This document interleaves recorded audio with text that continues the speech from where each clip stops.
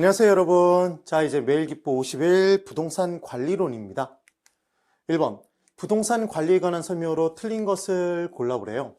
그럼 부동산 관리의 이제 내용 1번.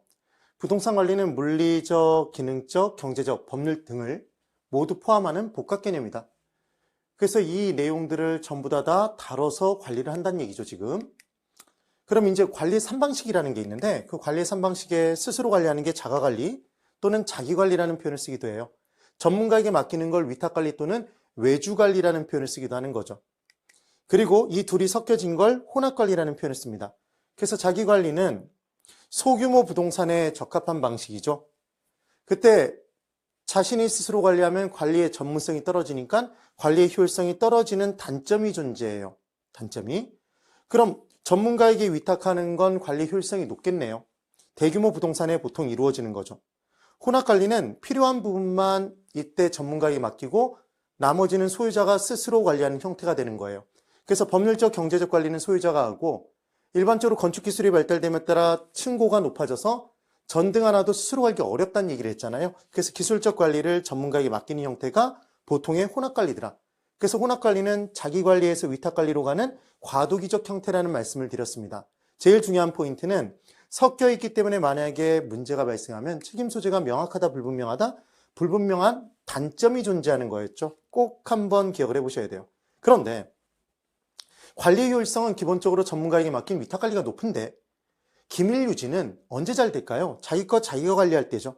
그래서 자기 관리의 한 가지 관리의 효율성이 높아요. 보안 관리의 효율성만 높다라는 걸 꼭 한번 비교를 해주셔야 되죠. 기밀 유지는 자기 관리에서 잘 된다. 그래서 보안 관리의 효율성이 높은 건 자기 관리의 장점. 그럼 위탁 관리는 딱 한 가지 관리의 효율성이 떨어지겠네요. 보안 관리의 효율성이 떨어지는 거죠. 주의를 꼭 해두세요. 그 다음 2번. 직접 자치관리 방식은 관리 업무의 타성을 방지할 수 있고 자기가 스스로 관리하면 자기의 능력이 떨어져도 자기를 자를 수는 없잖아요, 여러분. 그러니까 관리 업무의 타성에 빠지기 쉽네요. 방지할 수 있고 이 부분이 틀렸죠. 인건비의 절감 효과는 발생할 수도 있죠. 사람을 덜 쓰니까 그 내용이 됩니다. 그래서 지금 2번이 틀렸죠. 3번. 간접 또는 위탁관리 방식은 관리 업무의 전문성과 합리성을 제고할 수 있는 반면, 높일 수 있는 반면에 기밀 유지에 있어서 약점이 존재합니다. 그래서 직접 자치관리 방식보다는 기밀 유지에 있어서 불리하다. 얘를 뭐라고 표현한다고요? 보안관리의 효율성이 떨어진다 이 얘기죠. 4번. 혼합관리 방식은 직접 관리와 간접 관리를 병용하여 관리하는 방식으로 섞었죠, 지금. 관리 업무의 전부를 위탁하는 게 아니라 필요한 부분만을 위탁하는데 보통은 뭘 넘긴다? 기술적 관리를 위탁하는 거죠. 그 다음 5번.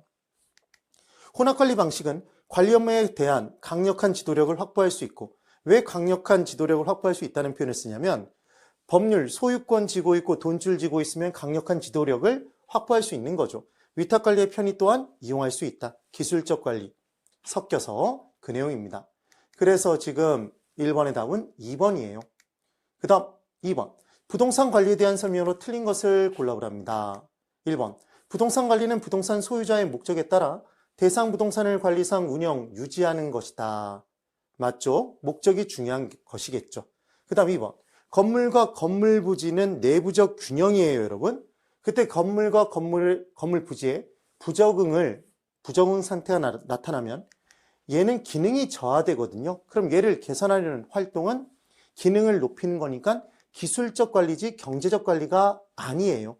주의를 한번 해보세요. 그래서 2번이 틀렸네요. 3번. 위탁관리 방식의 장점은 전문업자를 이용함으로써 합리적이고 편리하며 전문화된 관리와 서비스를 받을 수 있다는 것이죠. 관리 효율성이 높다. 4번. 부동산 관리자는 소유주를 대신하여 부동산의 임대차 관리, 임대료의 수납, 유지 관리 업무는 담당합니다. 주의하실 건 뭘 기억해 두셔야 되냐면 대출 알선 업무를 담당하진 않아요. 그 내용을 꼭 주의해 두세요. 그 다음 5번. 부동산 관리자가 유지관리 업무의 수행 시 대상 부동산의 물리적, 기능적인 흠을 발견하여 안전하게 유용성을 발휘할 수 있도록 사전에 조사하는 것이 바람직하다 이렇게 나와 있네요. 그래서 이때 중요한 건 문제가 발생한 다음에 대응하는 관리 조치가 있어요. 문제가 발생한 후에 조치를 취한다. 사후적 관리 조치의 대응적 유지관리 활동이라고 얘기를 하고요.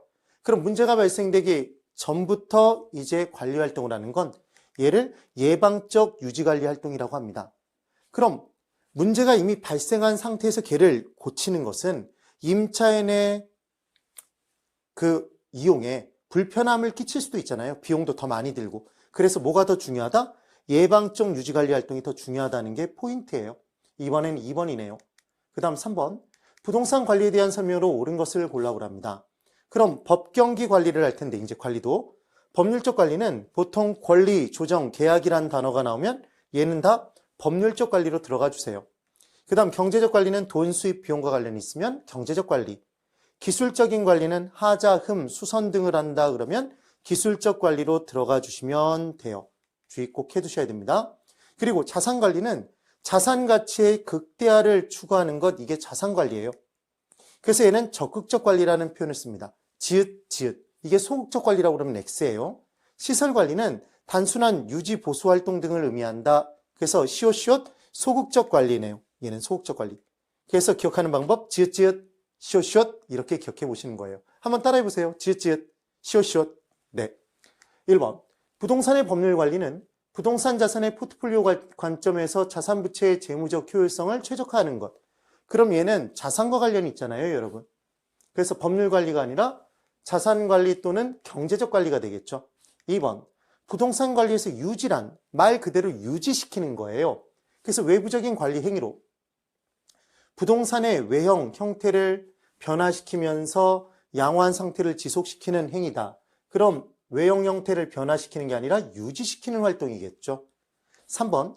건물 관리의 경우에 생애주기 비용 분석을 통해서 초기 투자비와 관리 유지비의 비율을 조절한대요. 그러니까 초기에 투자를 얼마 할 것이냐, 유지 관리할 때는 얼마를 쓸 것이냐, 얘를 조절한다는 얘기죠. 그래서 보유기간 동안 효과적으로 총 비용을 관리할 수 있더라. 네, 5가 됩니다. 3번이 5예요. 그 다음 4번. 시설관리는 시장 및 지역경제 분석, 경쟁 요인 및 수요 분석 등이 주요 업무가 된다. 자, 여러분 보세요. 지금 시장 및 지역경제를 분석하고 경쟁 요인 및 수요 분석을 하는 건 경제적 관리와 관련된 내용이겠죠. 또는 자산관리와. 그래서 단순한 시설관리가 아니에요. 5번. 자산관리는 건물의 설비, 기계 운영 및 보수, 유지관리 업무이다. 얘 딱 보는 순간 무슨 관리죠? 시설관리죠. 4, 5번이 바뀌어 있어요, 지금. 기억을 해보세요. 그래서 3번은 3번입니다. 우리의 메일은 반드시 합격으로 돌아옵니다. 대단히 수고 많으셨습니다.